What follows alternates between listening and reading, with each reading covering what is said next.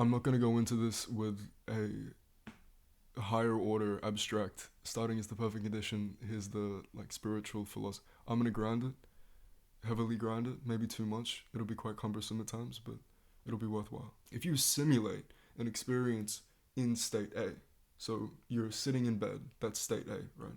And you're simulating the day tomorrow. Sure.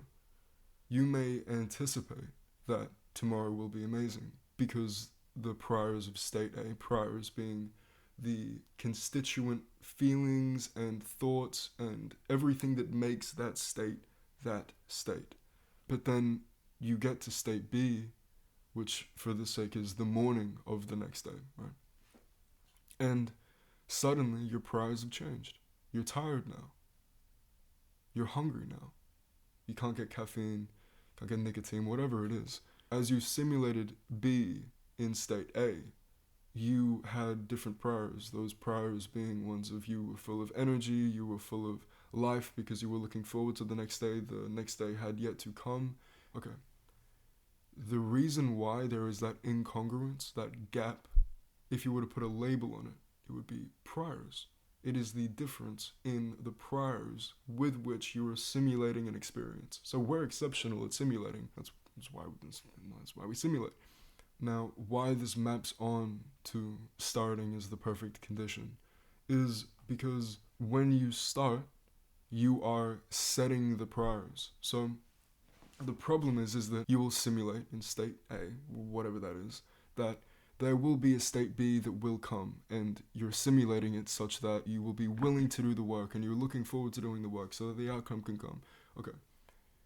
But realistically, because state B so seldom overlaps with whatever was simulated in state A, you will never actually find whatever idealized simulated experience you conjured up in state A.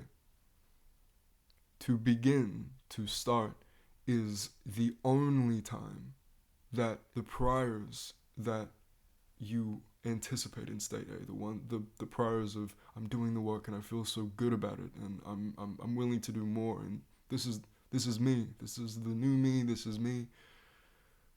Those only ever come when you actually begin, when you actually do it. And you would have done this before. I mean, like you would have, like there would have been times where you just did the work and for some reason you felt so like, oh my God, this is awesome. I feel gratified. I feel like I could do more. I feel like I am finally living in the idealized state B that never ever actually came because state A was fallibly coming up with the idea that it would just appear.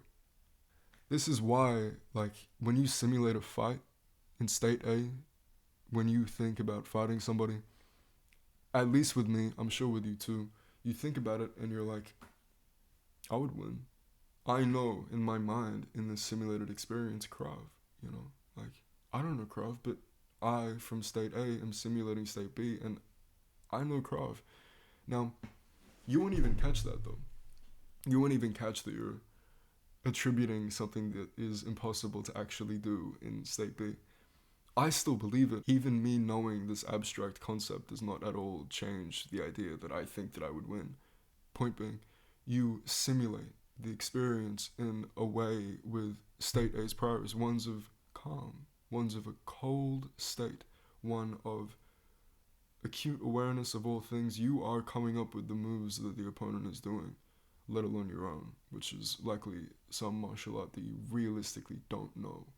That is simply a prior's incongruence. It is that state A, when simulating state B, saw you in a cold state with likely, if you were to be thinking of a fight, this is survivorship bias, if you were to be thinking of a fight, then you would likely have already been in the mood to be in a fight.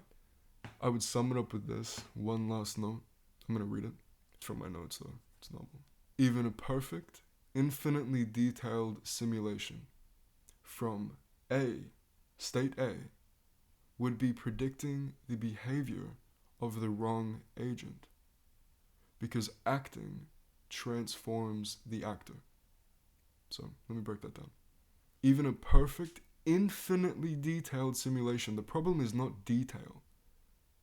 Rather, You are simulating the wrong agent. The agent being you. Because acting transforms the actor. As in, the events that took place from state A to state B turned you into a different person by the definition of this framework, where who you are is your priors. We just went over that before. And so, whatever you simulate from state A, no matter how detailed, because that is not the bottleneck, you can infinitely detailed. Nonetheless, you will be simulating the wrong agent, the wrong person, the wrong priors. And so, this is how I conceive of it. You're trying to read a value off of a variable who is only defined by the action that you are deferring. You want to feel that. You want to feel motivated and with momentum. You want to feel the momentum, okay? That value, the momentum, the motivation, the feeling of fulfillment that you're trying to read from this variable is only actually assigned by the operation of the work. The starting. The starting is what actually yields what you've been idealizing and fallibly simulating in state A.